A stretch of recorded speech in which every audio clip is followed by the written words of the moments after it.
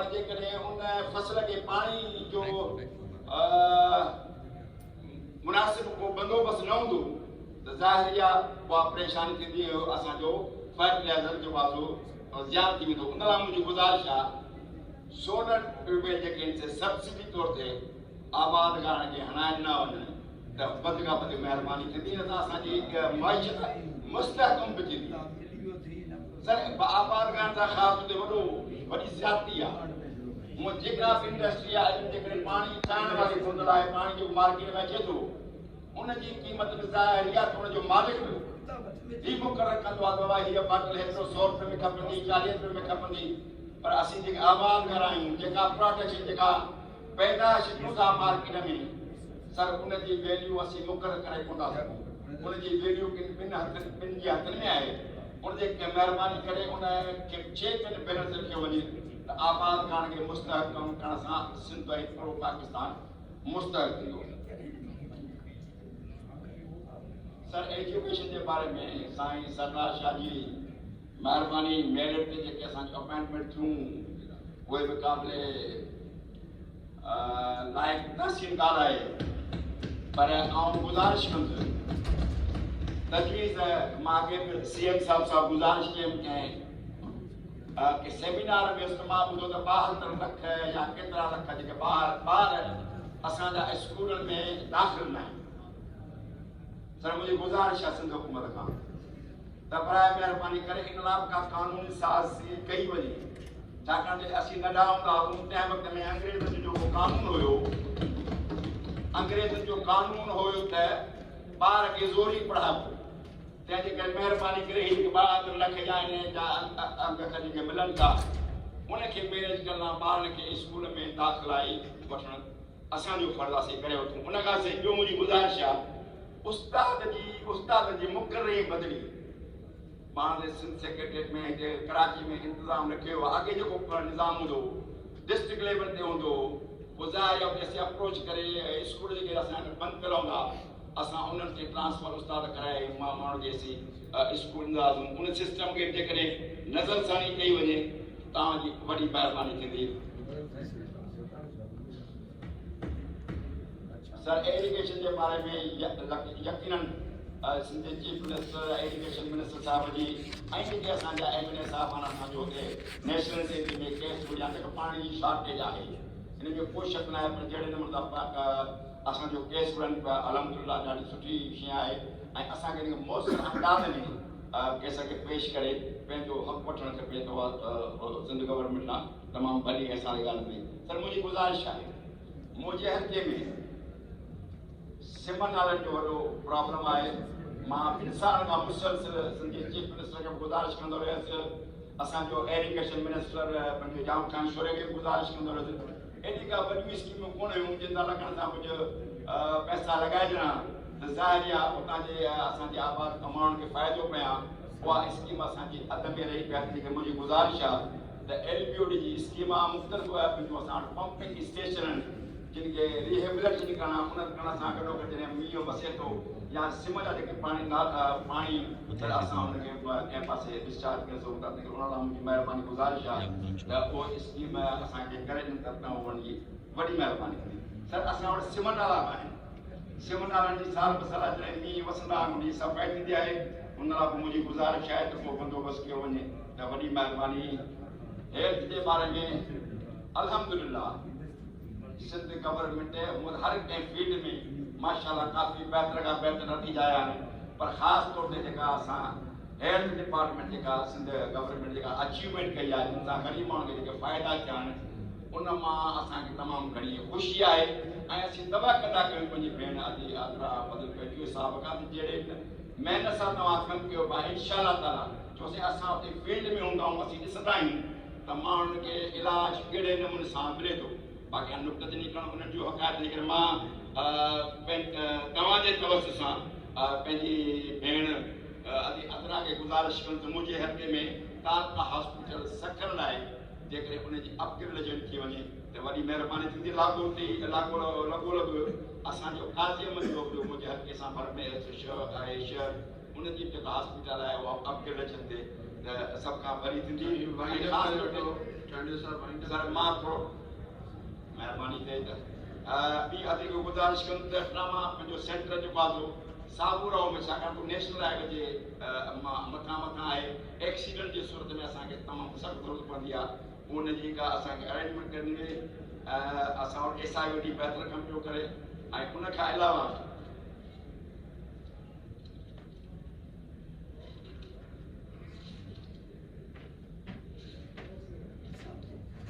Sir मुझे गुजारिश है मां पहले हल्के ते थोड़ी नजर वजन सिंध गवर्नमेंट जे खास तौर ते मुराद शाह जी इमरान अली शाह साहब जी इंतहाई मेहरबानी जे खास तौर ते मुते मोहतरमा पेंडी फोटो साहब जे एतरा एहसान कया जो पंहिंजे हल्के में असां वध में वध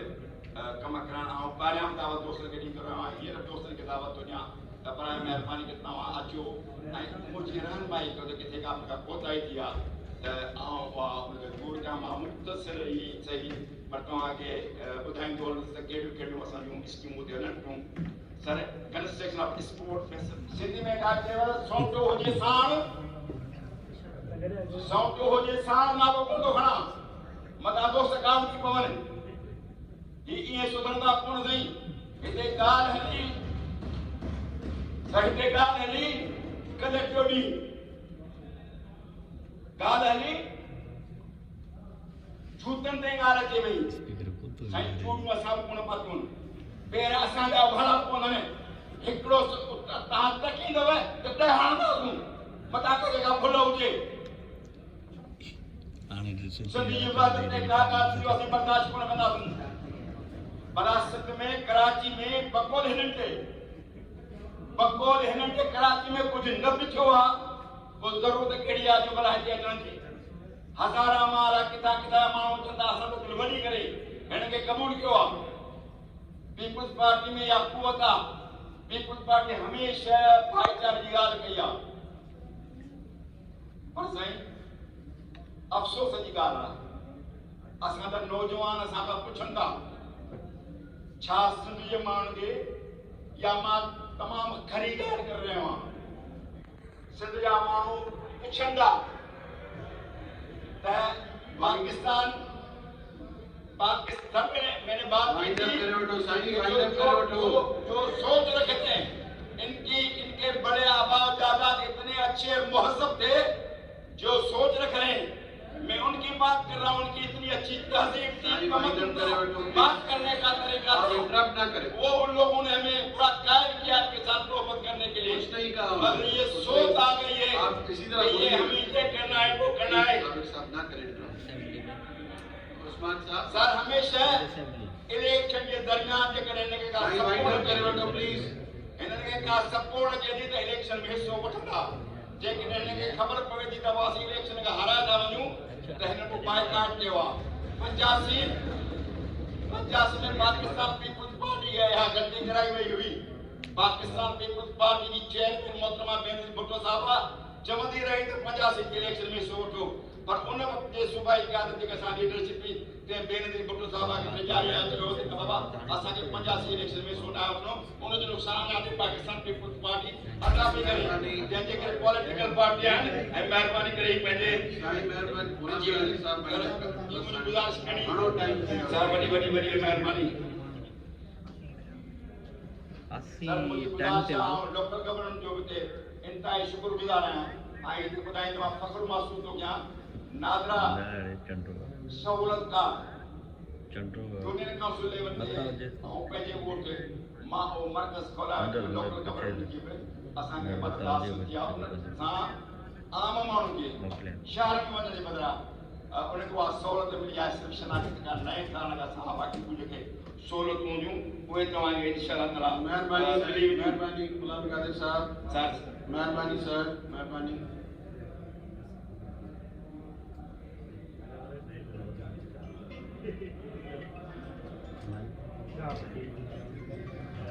असीं कुझु ॻाल्हाइण नथूं पर तव्हांजी वॾी महिरबानी जो तव्हां मूंखे बजट ते ॻाल्हाइण जो मौक़ो ॾिनो ऐं वरी बि पंहिंजे तरफ़ जो मुज़ाहिरो कयो मेहरबानी साईं हिते इहो ऐलान कयो कयां त मुंहिंजे लफ़्ज़नि सां जंहिंखे को तकलीफ़ पहुती आहे आउं माफ़ी थो वठां पर आउं सोच जे ख़िलाफ़ असीं उन सोच जे ख़िलाफ़ आहियूं जेका कंहिंजे मथां जबर ऐं ॾाढो कंदी जॾहिं हिसाब किताब कंदो त अब्दुल्ला मुराद जो खून कहिड़े पासे वञे थो, मुनवर सहरवर्दी जो खून कहिड़े पासे वञे थो, हिसाब किताब कबो त पोइ ॾिठो बि सही। मां उन ख़ानदान सां ताल्लुक़ तो रखां, मां उन शहीद ज़ुल्फ़िकार अली भुट्टो जो सियासी पुटु आहियां, मां उन बेनज़ीर भुट्टो साहिब जो भाउ आहियां ऐं भेण फरियाद कासिम साहिब जो भाउ आहियां। जे मुंहिंजे ख़ानदान काफ़ी मुसीबतूं बर्दाश्त कयूं, मुंहिंजे पीउ, मुंहिंजे भाउरनि, मुंहिंजे ख़ानदाननि ओड़े पाण बर्दाश्त कई, पर कॾहिं बि असां न पंहिंजे मुल्क जे ख़िलाफ़ ॻाल्हायोसीं, न पंहिंजी धरती जे ख़िलाफ़ ॻाल्हायोसीं। सभु ॾुख सूर करे ही असांखे ॻाल्हाईंदा पाकिस्तान पीपुल्स पार्टी छा कयो, भुट्टे साहिब खां पीपुल्स पार्टी छा कयो। 73 जे आइन में जेके तव्हां वेठा आहियो उहा मोहतरम आसिफ अली ज़रदारी साहिब जी महिरबानी जे लाइ असां अमेंडमेंट कई। ही जेके हिन ऐवान सजाया पिया आहिनि उनमें पाकिस्तान पीपुल्स पार्टी हिन मुल्क जे ग़रीब वर्करनि ऐं लीडरनि जो लीडरशिप जो वाज़ो कमाल आहे, जंहिंखे तव्हां सुख जो साहब अञा बि असां खां पुछनि था, अञा बि जेकॾहिं तव्हांखे का क़ुर्बानी जी ज़रूरत आहे त असीं हिन मुल्क जे लाइ क़ुर्बान थी वेंदा तयारु आहियूं। महिरबानी कम अज़ कम कंहिंजी बदमाशी हटासीं न ॾींदासीं। तव्हांजी महिरबानी। Thank you sir. Ali Hassan इमोलियो साहब।